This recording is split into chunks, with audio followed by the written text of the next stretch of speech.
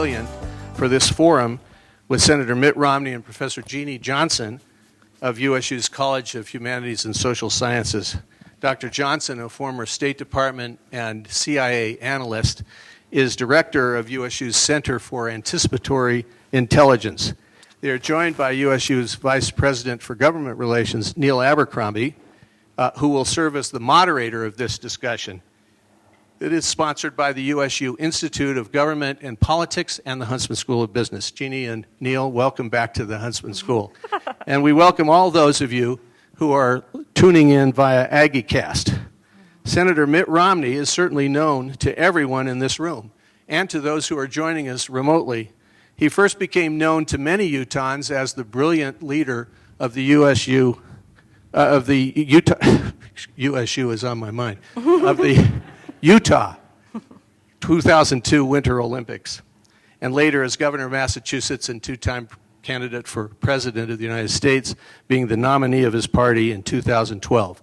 He was elected to the United States Senate in 2018, and in that capacity and role, his principled, courageous, and often lonely stands in defense of democracy and the rule of law, especially in the last 15 months, have garnered worldwide attention. He is thus assuredly the best-known Utahn of all time. As such, he needs little introduction. I first met Mitt almost 50 years ago in 1974 in Cambridge, Massachusetts. He was older than I was then. What happened? You wouldn't know it today. Mitt was finishing up his law degree and MBA at Harvard, and I was just entering a PhD program. Over the next 15 years, I got to know him and his family very well. We lived in the same neighborhood. I had the opportunity to observe Mitt's leadership and personal qualities up close in hundreds of settings and circumstances. But one stands out in particular.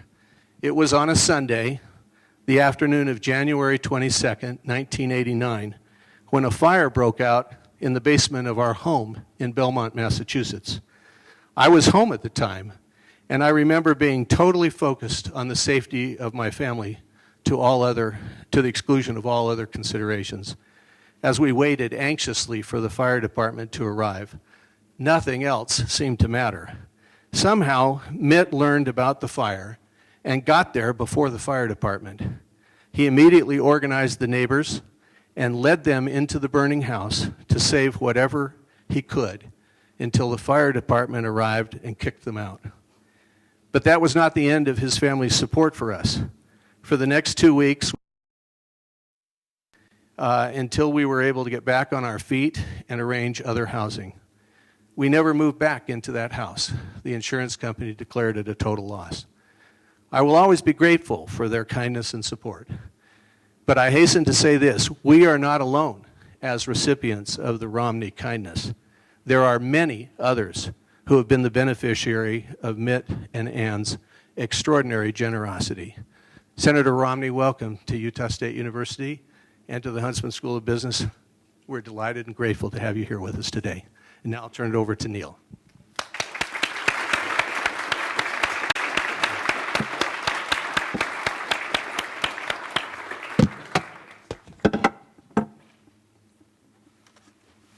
Thanks, Doug.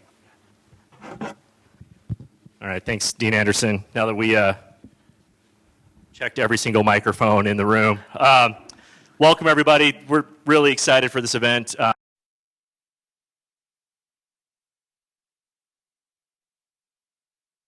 Romney, Professor Johnson, thank you for leading this.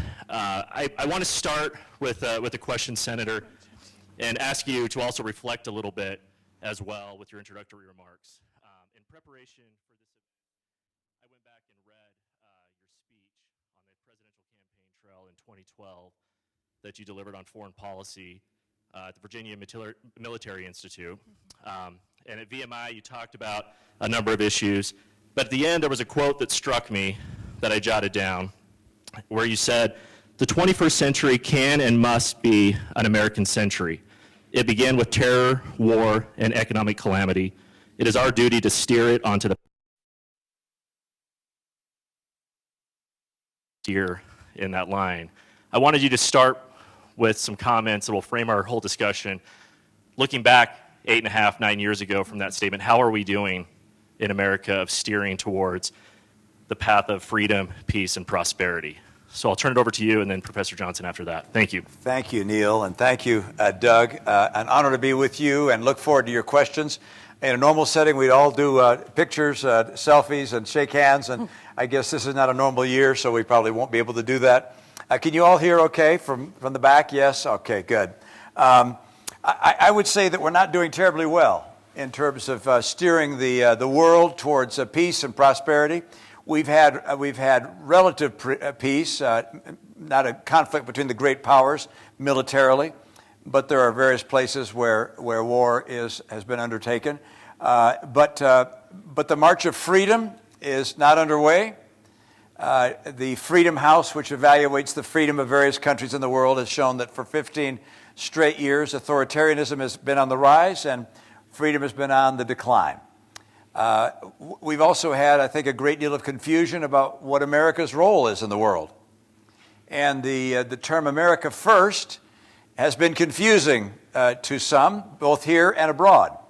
Abroad, people wondered whether we were committed to our friends in Europe, for instance, to push back against the malevolent intent of Vladimir Putin and his Russia, whether we would be actively involved in Asia, or whether instead we would retreat to our own shores. And that confusion has, in some respects, opened the way to nations being aggressive in taking advantage of what they thought was our lack of certainty. And that's not just over the last 4 years, but it's over a longer period of time than that. The Chinese, for instance, decided that they would build out small outcroppings of rock in the South China Sea through which almost half the world's trade goes. They'd build those out for a military base. Russia has, of course, invaded Ukraine. And so the great powers have tried to take advantage of the uncertainty which has existed in our own nation. I think if I were to point to one of our single greatest weaknesses, it's that we haven't recognized the nature of the challenges we face and developed a comprehensive approach to how to solve them. So you might ask yourself, what do you think are the biggest challenges that America faces? And I'm not sure we'd have the same list, but I'd have three that would come to my mind first and foremost. First is the rise of China to become the most powerful nation on earth, replacing us as the nation that sets the standards for the world, has the reserve currency, keeps the seas and the space and the skies open, where China seeks to become the hegemon of the world. That's one challenge. Second challenge is the warming of the planet. And a massive global issue. We treat this as a domestic political issue. And that may make us feel good, but it's not going to solve the problem of global emissions. And the third is just our own strength, and I'm thinking right now of our financial strength. The financial strength of a country can be measured lots of ways. The size of its GDP, where we're still the largest, although we will be eclipsed by China, and they will pass us in a major way. But also our national balance sheet, if you will, how much debt we have. And we keep on adding debt in good times and bad, massive amounts of debt. Last year, we spent $500 billion in interest on our debt. Put that in context. Our total military budget, $700 billion. So we're spending almost as much on interest. With record low interest rates, we're spending $500 billion a year in interest. So we've got some challenges. Those big three come to mind, and we have not addressed in a significant way any one of the three. We don't have a strategy for getting China steered onto, using that term, steered onto the path the rest of the nations followed. We haven't come up with a global approach to deal with climate change. And of course, our national debt gets worse every year and is forecast to become even more dangerous. So I wish I could be more optimistic in that regard. The one thing I can tell you that is encouraging is there is a recognition in both parties in Washington, and I believe around the country, that those three issues are major problems and that we haven't dealt with them effectively yet. And that wasn't the case just a couple of years ago. But now both Republicans and Democrats see those issues as being defining issues of our century. Yeah. Thank you, Senator. And it's a perfect way to frame the discussion that we're going to have and coming back a little bit to that awakening to some of these challenges and issues. Professor Johnson, do you mind talking a little bit about some of the things you're thinking about in relation to the strategic global competition? Right. And maybe also explain a little bit what anticipatory intelligence even is for those in the room that are not that familiar with it. Right, absolutely. So the wide range of challenges that the senator just laid out are happening simultaneously. It's difficult to approach any one of them as though it operates in a vacuum and come up with solutions that are handcrafted for only that problem, because it exists in this wider context. So the field of anticipatory intelligence specifically looks at that complexity. So evaluates problems not in their silos, but as a problem interwoven into a larger web of willful actors and lots of different contextual variables going on, including emergent tech and the climate crisis that we were just talking about, and the U.S. as a particularly pronounced player on the world stage. So we have the French to thank for one of the nicknames that we have adopted over the years, and that is no longer being a superpower, but rather the hyperpower. And they gave us that nickname in deference to this unipolar moment that the U.S. has experienced over the last few decades, which really is fairly unprecedented in the annals of human history, to have any one group of people with the kind of outsized power that the U.S. has had on the world stage. And I think it's important as we talk about this American century and American leadership that we recognize that that leadership is not a product of our capabilities. It isn't a product of the machines that we deliver or even the amazing inventions that we produce or our higher education system. It's the product of a set of ideals that other nations want to rally around. So one of our most important assets as we move forward, and not just assets, but existential parts of our leadership, are our system of alliances. And we are going to talk about that a little bit later on.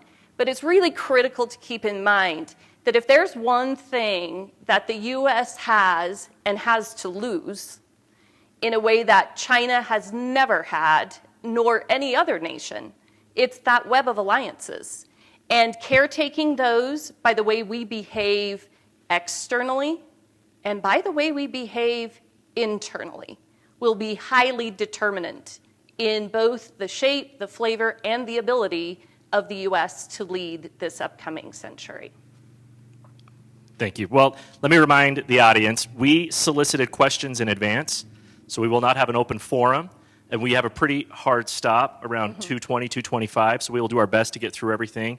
And in full disclosure to Senator Romney and Professor Johnson, the questions coming from me, as I've looked over this list, are easy. It's the questions from our students that are going to be the hardballs. So we'll go first to Braden. And Braden, I'm going to ask you to introduce yourself and then hand this microphone to Grace after you finish your question. All right. Senator Romney, Dr. Johnson, thank you for being here. My name is Braden Morrill, and I'm a senior graduating in political science and religious studies with a minor in anticipatory intelligence.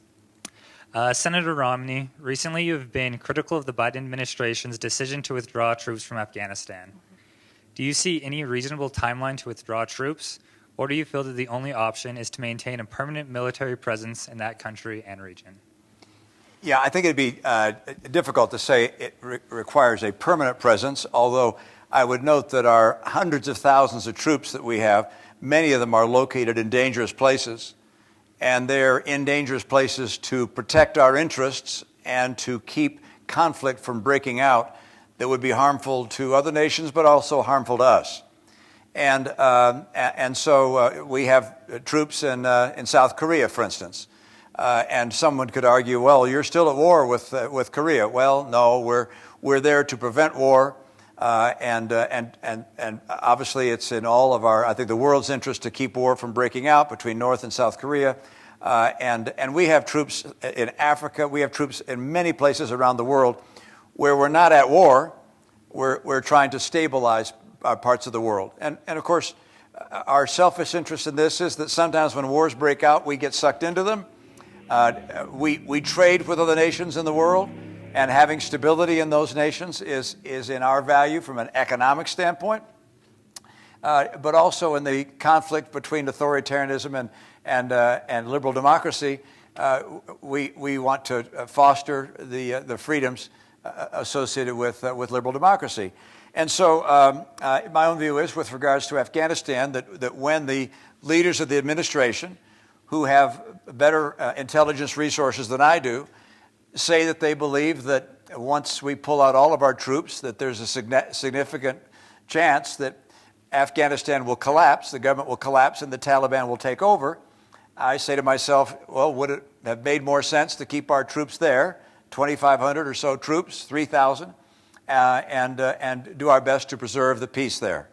I believe that that's an approach I would have been more inclined to pursue than to withdraw. Both President Trump and President Biden have wanted to pull all the troops out, and they say we want to end endless wars. It's a great campaign slogan, but we have troops in places to keep endless wars from beginning as well. Yeah. And we're not at war in Afghanistan now. We haven't had any of our personnel killed in the last year, although we have in the past. And I understand this is not an easy issue, because an argument can be easily made that if we were to tell the Taliban that we're going to stay, that they would once again attack us. So it's a difficult decision. But simply at this stage, withdrawing to receive, hopefully there's very little effort to receive political points. But I worry about the people in Afghanistan that have supported us. I worry about the women and the girls that are now in positions of leadership and getting educated there. I worry about whether that will continue under the Taliban. I worry about whether Al-Qaeda will once again reemerge in Afghanistan. Now, it's not only in Afghanistan that Al-Qaeda exists, and so it would not be the sole place from which they could train and launch attacks in other places of the world. But it continues to be a hot point. We have our friends and allies there. The Europeans are actively involved in Afghanistan. We pulled out apparently without much consultation with them. So I would like to see us put the brakes on this decision and have expressed that view to the administration. And I don't know whether they'll pay much attention to it, but obviously people have different points of view. But mine is related to preserving the independence of that nation. And I'd say there's probably an emotional tie as well, which is I've been there. I've met some of the people there, spent time with President Ghani before he was president. I did not know Major Taylor of North Ogden, who was brutally killed there, but the father of several children and a wonderful wife. We have laid down a lot of precious life for freedom and democracy in that country, and to walk away without a high degree of confidence that those freedoms will be preserved is, for me, troubling. One of the realities you come to grips with when you stay in this business for a long period of time, whether it's from the intelligence angle or the State Department angle, the congressional angle, is that there are no more simple answers or simple questions, especially in U.S. foreign policy. You know, often when you're watching this in the movies, the protagonist is faced with a difficult choice, and if he or she just has the courage to make the right decision, then they can make the right decision. That is mostly a fantasy. Instead, what you're faced with are real trade-offs that have consequences on both sides. So as I talk to veterans, and for those of you who've been sort of pounded with U.S. counterinsurgency policy in my courses, we ourselves have a particular strategic culture, a particular way that we go about doing things. And we've had a hard time shifting that way of doing things while we have stayed in Afghanistan. which means that we have gains in some areas and really limited gains or progress in other areas. If we choose to stay, we don't have any strong indication that we are going to switch our MO in a substantial way. And maybe that's too much to ask of a nation with a military as big as ours, but it means that the progress isn't going to be more substantial or more amazing if we stay there long term. That said, the trade-off for leaving is not only an emotional one that shouldn't be discounted. If you look at morale, even amongst our service members, it is deeply difficult on them to have made enormous sacrifices in that country and have to sit back and wonder what that was all about. That's not something, that is not a small or insignificant consideration in this trade-off. In addition, we are beginning to lose credibility on the ground as an ally when we say, come side with us, come fight with us, we are here for your best interests and we're here for the long haul. That is simply a promise that is going to be very difficult for the United States to make in the future, and that matters when you are fighting local wars amongst the people and trying to win over local support in order to ensure victory. That matters. So in this wide range of factors, you just need to be clear on what your trade-offs are, which of the prices you're going to pay as you make a decision like this. And if anyone acts like there's an easy and quick answer to that, they are probably being insincere in conveying the full range of trade-offs at stake. So, Professor Johnson, in that vein of no simple answers or trade-offs, before we shift to the first major issue you identified of the rise of China, one other question. You mentioned Russia initially. Senator, what are your thoughts as far as the appropriate policy levers that the United States should be using towards Russia or Moscow with national security concerns? What is the balance there? Well, there are a number of elements. I mean, I spent my life in the business sector, not in government, and I actually worked in a consulting firm, which was a strategy consulting firm. Strategy for us was figuring out what's the most critical thing for an enterprise to do so that it can succeed and persist over time, thrive. And a strategy looked at all of the information that you needed to comprise it, and then you had elements that dealt with marketing and manufacturing and technology and so forth. It was comprehensive. We don't have, in my opinion, a comprehensive strategy, explicit or implicit, with regards to Russia or China. We're just beginning to recognize the threat of China. We've known Russia for some time, but of the two, China is the more troubling long term. Russia is certainly a challenging country and tries to thwart us in every way they can. I'd note a couple of things about Russia. First, they're in real trouble. They're kind of circling the drain in some respects. Their population is shrinking. They die young. They're not reproducing fast enough. They don't have an industrial base that's competitive. I mean, what do we buy that comes from Russia? Not much. And they have technology, but they're just not competitive globally. John McCain used to joke that Russia is a gas station parading as a country. And so we have to recognize their weaknesses and their strengths. And so preventing them from developing tentacles that would give them more population and more industrial base has to be key to our strategy. So they will inevitably try and get more population by stealing it from other nations like Ukraine and Georgia, or perhaps other places. They will attempt to get industrial base by, again, stealing it from other nations. So preventing them from doing so is critical. Cutting off their capacity to chokehold other nations is important. So the pipeline that they are attempting to bring into Germany is of concern to us, and we should take action to sanction those enterprises that are building the pipeline so that they don't have the stranglehold on Germany and the EU that they would get with that pipeline. These are the kinds of things we have to do with regards to Russia. And I think, I'm not critical of the Biden administration. They're just underway. A new Secretary of State that I admire, Secretary Blinken. I think they're clear-eyed about this. I think they will develop their own approach to how to deal with Russia.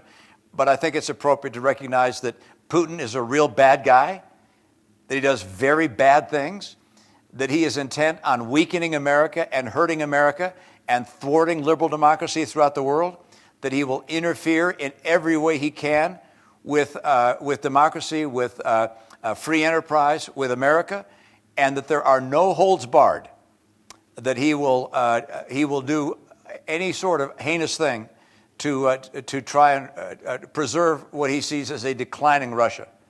So that I think we recognize as a nation, and hopefully will be effective in preventing them from spreading their malevolent intent elsewhere. So, Senator, one of the great things about our Center for Anticipatory Intelligence is that it is a team enterprise. So my response on Russia is going to be channeling my co-founder, Matt Barrett, who is an economist, and our associate director, who is a Russian specialist. So they add to our conversation in class, which is team taught, and we have, to date, 45 different majors represented in this program. So I would love to take just a moment and have those of you in the CHI program just raise your hand so that the senator can see you and meet you. We're thrilled to have you here today. So one of the terrific things about this approach to complex problem solving for national security is that you begin to pick the problem apart down to its most granular level.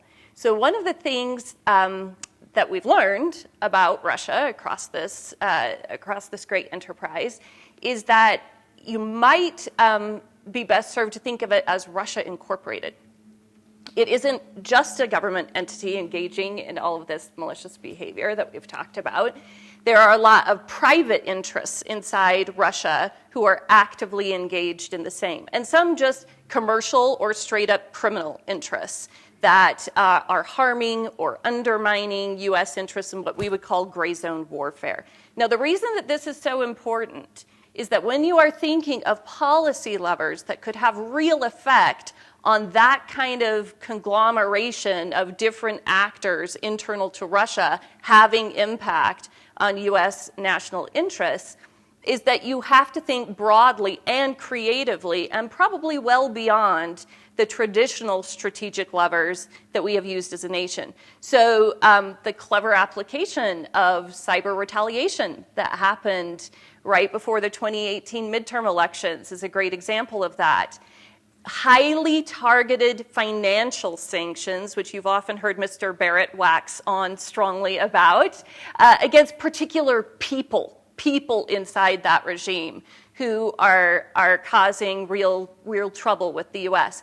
Those kinds of very tailored to the problem and tailored to the specific regime kinds of approaches are far more effective than the sort of traditional blanket approaches that we used during the Cold War. So we've got to get better at knowing sort of the internal workings of each of these regimes, especially if we are sort of standing toe-to-toe with them in an adversarial relationship, and coming up with creative and tailored sorts of policy levers to go after the solutions that we want. Thanks, both of you, for that answer. Senator, you mentioned briefly this kind of new focus on China as a national security threat, and your opinion piece in the Washington Post a week ago or so talked about it as an awakening in the nation towards the threat that China is. I'd like you to talk a little about it, and Professor Johnson as well. Why did we give China such a pass for decades of being a national security threat, both with academics and also Washington, D.C. and politicians? And then maybe a little bit of a follow-up.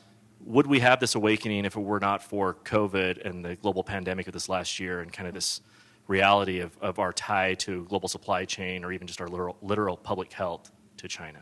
I think the public awareness of China was probably increased as a result of COVID, but I think longer term, why we have not been aware and alarmed at what China was doing was in part because we thought of China as being a developing country. We think of it as being very poor. We hear about the number of people who live on less than $1 a day. And China's been very smart in the way they've communicated themselves to the world. And by the way, they set up Confucius Institutes and campuses around Utah and around the country. And in our high schools, they've got Confucius Institutes. One school district not far from here told me they get $500,000 a year from the Communist Chinese Party. It's like, you've got to be kidding me. I mean, they have insinuated themselves throughout, not just the U.S., but throughout the world, to send a message that, oh, we're just a poor little country just developing. We won't do anything. Their leadership with regards to the South China Sea, building out the island where they now have a military base. They said, we will never build military installation there. This is just for us to have a staging place for our shipping. And so, no, they built a military base, and we sat there and watched. So they played it well, and we thought, well, we had a miscalculation early on, which is if they adopt free enterprise, why, they're then going to accept freedom. And they recognized, no, free enterprise is about getting rich. And free enterprise, capitalism, boy, that's a lot better than socialism. It creates a lot of wealth for the country and for certain people, but particularly for the country. And so they adopted free enterprise, but they have not adopted freedom. Instead, they've hewed even more closely to authoritarianism. And that works pretty well for them. So it took us a long time to recognize that. I credit President Trump for cracking down on China, pushing back on them, and putting tariffs on their products. I'm critical of the fact that he did that alone instead of aligning with our friends around the world and saying, hey, let's combine and all put pressure on China and say, hey, you got to live by the same rules as the rest of us, or we're going to make life very difficult for your products around the world. But nonetheless, he brought some awareness, and this administration, I think, is increasingly aware of the threat that China poses to the entire world. I mean, it's not just us. When people think, well, what kind of threat does China represent? Well, look at what is happening to the Uyghurs. I mean, the United Nations recognizes it is genocide. They are 1 million people are in concentration camps. Women are being forced to have sexual relations with Han Chinese men, so that they eliminate a population of Uyghurs. Look at the people in Hong Kong. Promises were made to those people. Those promises are thrown away. And so it's like, what would the world be like if China ruled the world? Not a good place. So we become aware of that, I think, increasingly, and are gathering our senses as to what to do about it. And I have a great deal of confidence that leaders in both parties will come together in an effective way to dissuade China. But I'll just mention one thing that because I came from a business background, I was aware of the kinds of things you do if there were no rules. And this, back in the 1920s, I think it was, we passed the Sherman Antitrust Act that keeps you from doing certain things. So, for instance, let's say Apple Computer were to decide to start an airline.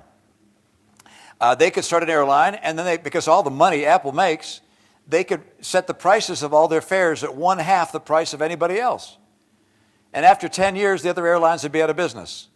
And Apple Airlines would probably have an 80% market share, at which point they could raise their prices a lot and make a lot of money. Then they could start a railroad with all the money they got from their airline, and they could keep doing that place after place, driving competition out of business. Well, China's been doing that now for years and years. And we sat there not looking at it and not getting upset about it.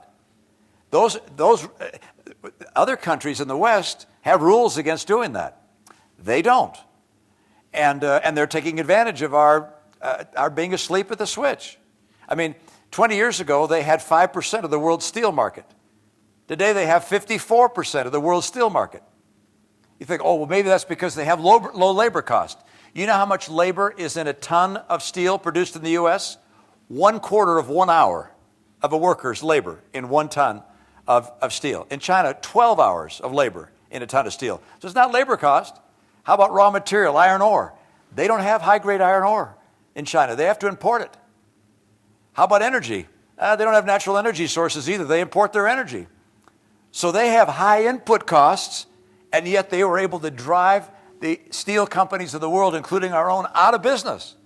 And they keep doing this now. There was a contract let for commuter rail cars in Boston for the subway system. A company that manufactures those rail cars here in Utah, a Swiss company owned by the Swiss, put in their bid. The Chinese bid was 50% lower. They subsidize driving out the competition, then raise prices. And we haven't done anything about it. So we got some challenges to say, okay, we got to wake up with our friends and allies around the world and make sure they have to play by the same rules as the rest of us, or they will have an economic juggernaut that will allow them to build a military that is so much more powerful than anybody else's, that if there was ever a hyperpower, it would be China. I have only just a few thoughts to add to that. Very, very real, very serious strategic competition. And again, these thoughts come to you from excellent research conducted by some of our Chi students. But one of the things to be aware of for the United States as a leading nation is to not get stuck in a defensive crouch where China is concerned. And in so doing, lose some of our best assets, which are a very proactive and value-intensive offensive in the sense of reaching out to the rest of the world. And the quote that brought this home to me is our student Jeannie Morales, who was engaged in research with an NGO in Latin America looking specifically at artificial intelligence.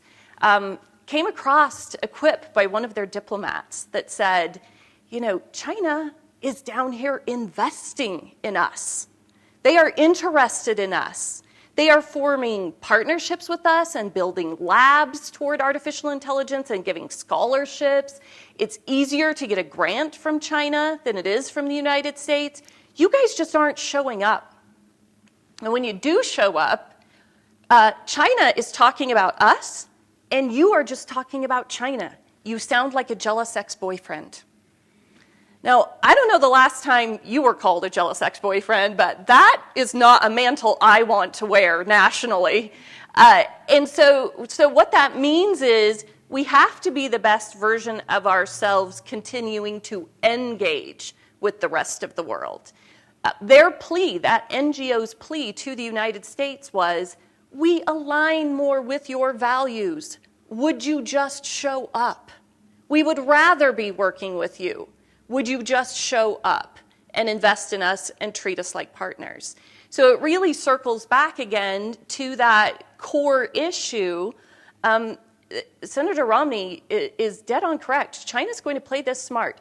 They have the luxury of not going through multiple elections with multiple agendas, resetting perhaps every 4 years. So they have the luxury of the long view, and they're really good at it.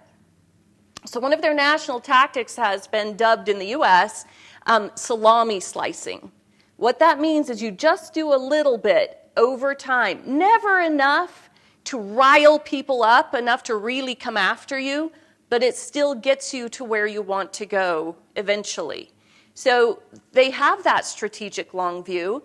They may not do anything in the near or medium term that would truly warrant a really strident, forceful reaction from the U.S. that we would be able to effectively sell to the American people, which means we've got to play to our strengths of outreach and partnerships and building that kind of foundation all around the world that keeps partners wanting to work with the United States.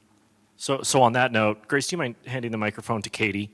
And I only have about 19 more questions to go through, including some follow-ups on that. But the point that you just raised, and Senator, you did as well, how are we being strategic with our allies? And Katie, I know you submitted a great question on this topic.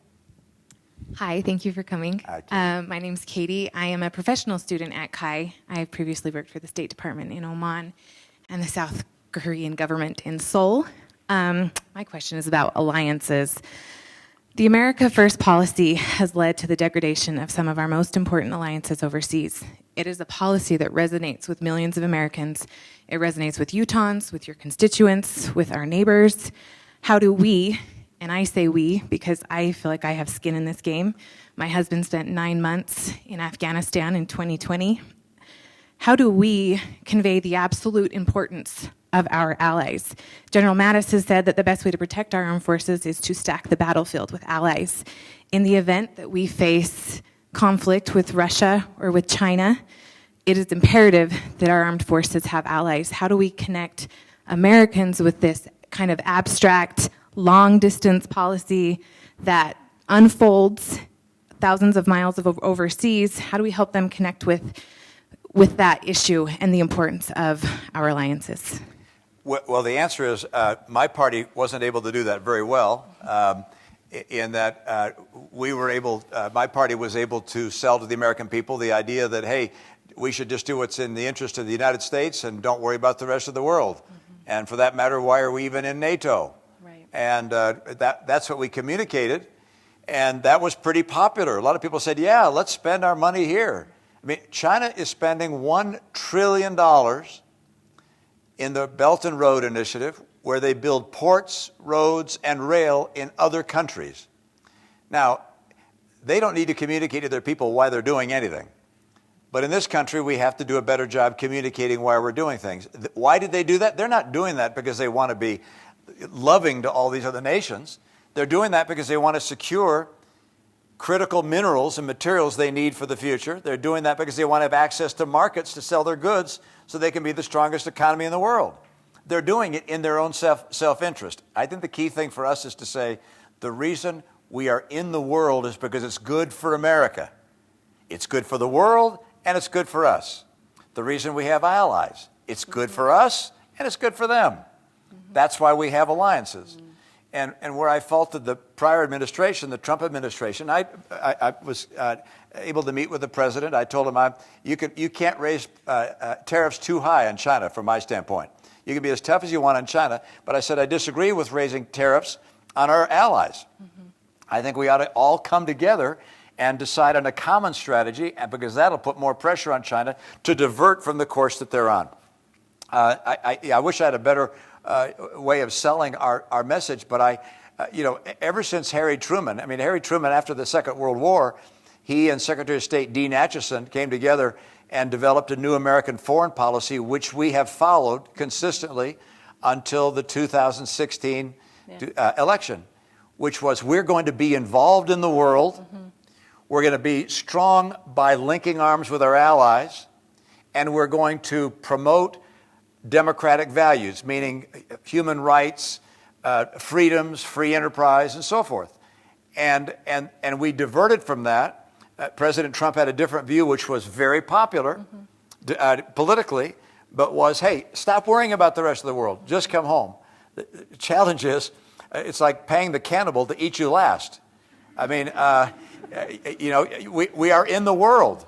And there's a competition in the world. We have to sell products in the world. People have to decide, are they going to buy our products or other people's products? Who's going to set the standards for the new technologies that we're going to be selling to the world?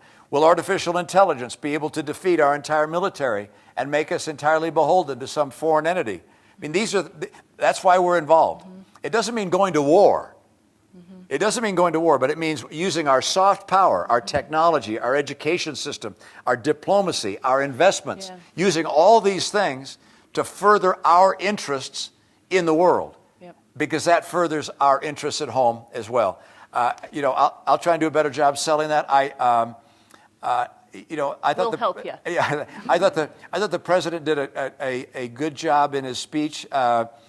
His State of the Union speech, although I wish there had been much more attention paid to foreign policy. I didn't like the policy that came out of his speech, but I just thought in terms of his delivery, he did a good job in that respect. But I wish he'd have been far more outspoken on foreign policy. I think Secretary Blinken is clear-eyed on this, and I hope that over time the president adopts a more forceful voice in this regard. The reality is that a president has enormous impact on what the people think about issues. And so we have a new president. I hope he is very forceful on why we are where we are in the world, why this is of interest to America, and is able to help the American people understand that that's in our interest to be so involved. That was absolutely beautiful. I have nothing to add. Well, I think there's a follow-up that fits well with Jana. So, Grace, if you mind passing the microphone over. Staying on this theme of China and how do we balance this through a variety of strategies. So go ahead, Jana. Hello, my name is Jana Bogoev. I am a senior graduating in economics, international studies, and minoring in finance and anticipatory intelligence. Senator Romney, my question is, as the United States' hegemonic status is challenged by China, where do you see the most resiliency in U.S. systems and approaches? Resiliency that may allow us to maintain or regain that position of leadership? Is it in economic policies, technological advancements, or our approach to national security?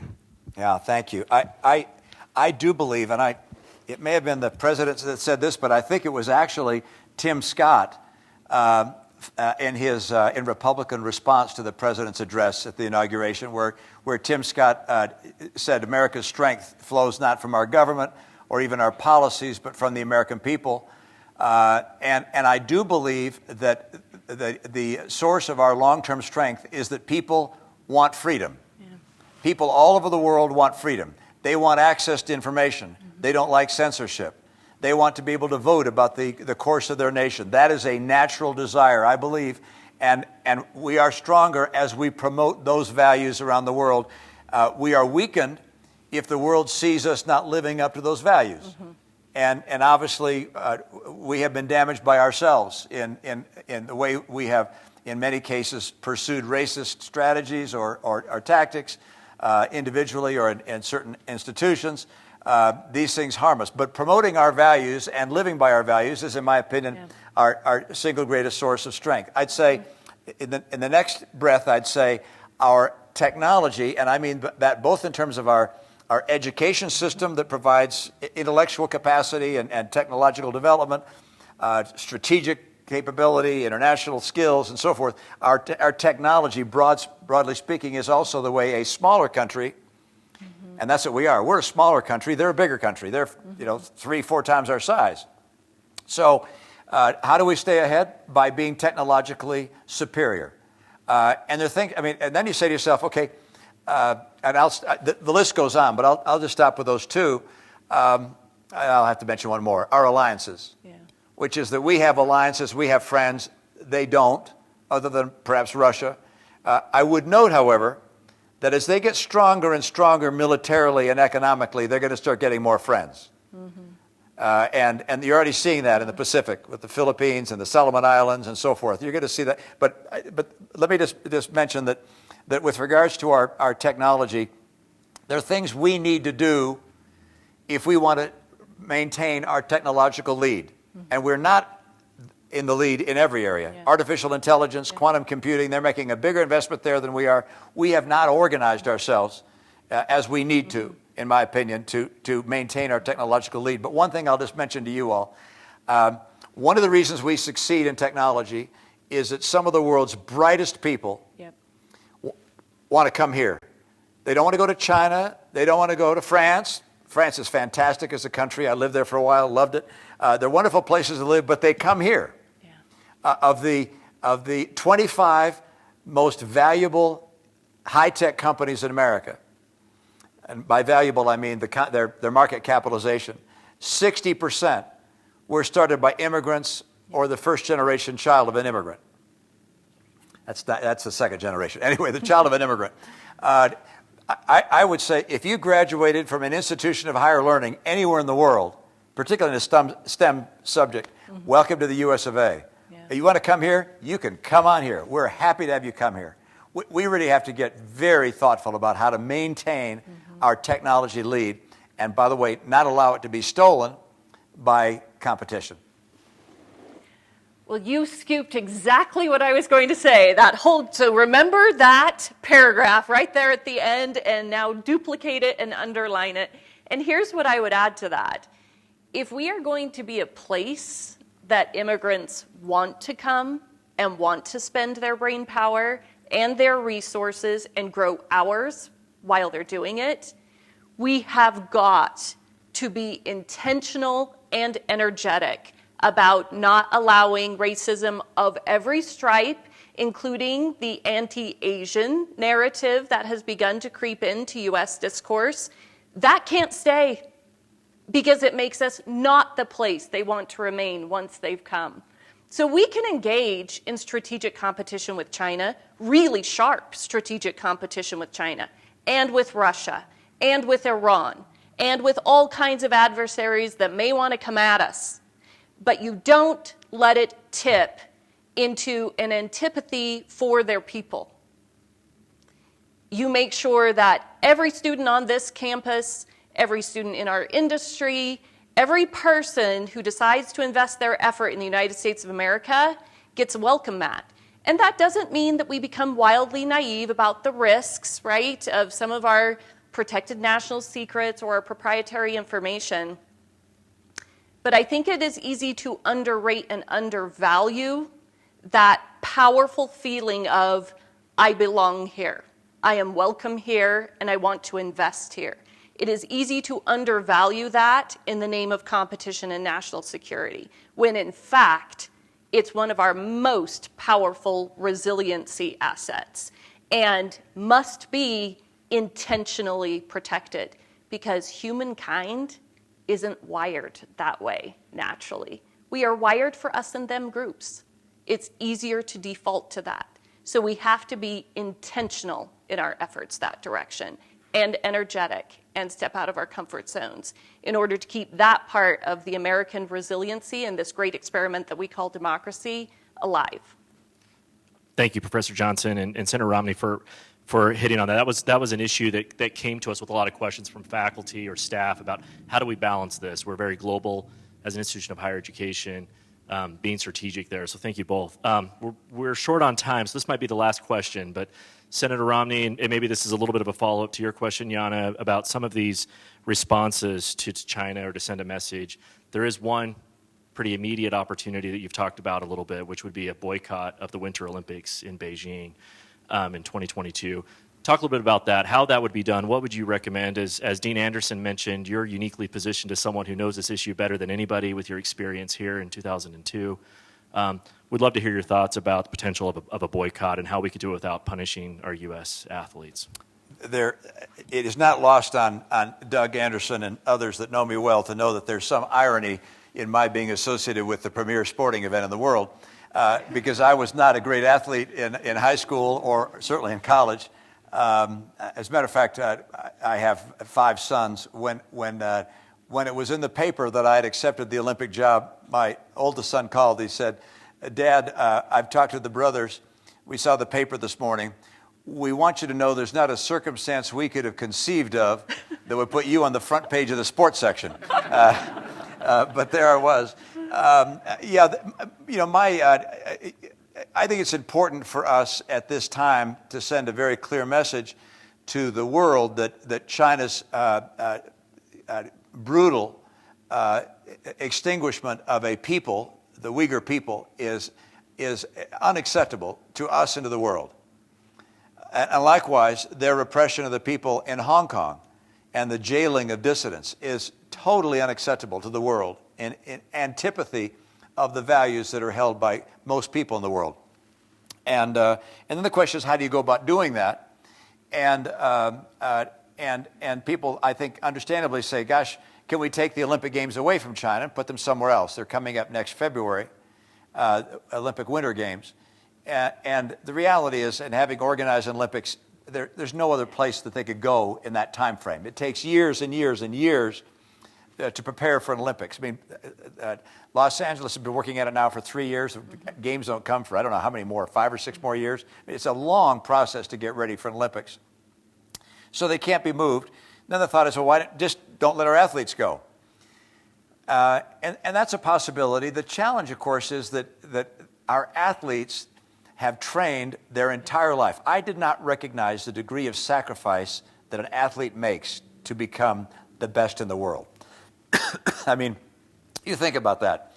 to be the very best in the entire world at a sport requires extraordinary training and peaking at just the right time.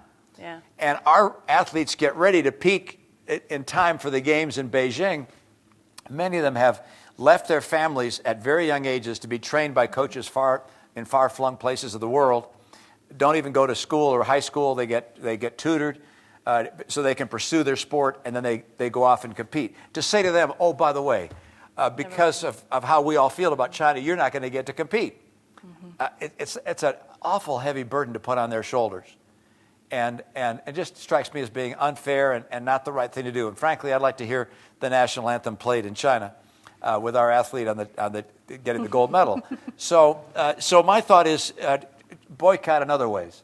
I'd love to boycott them from advertisers, from spectators, and a diplomatic boycott. I have a measure that directs that we will not spend any money to send any American diplomat to China to witness the games. Normally we send a large group, either the president or the vice president or the secretary of state and others to go and hobnob with other world leaders. It's like, nope, no money for any of that.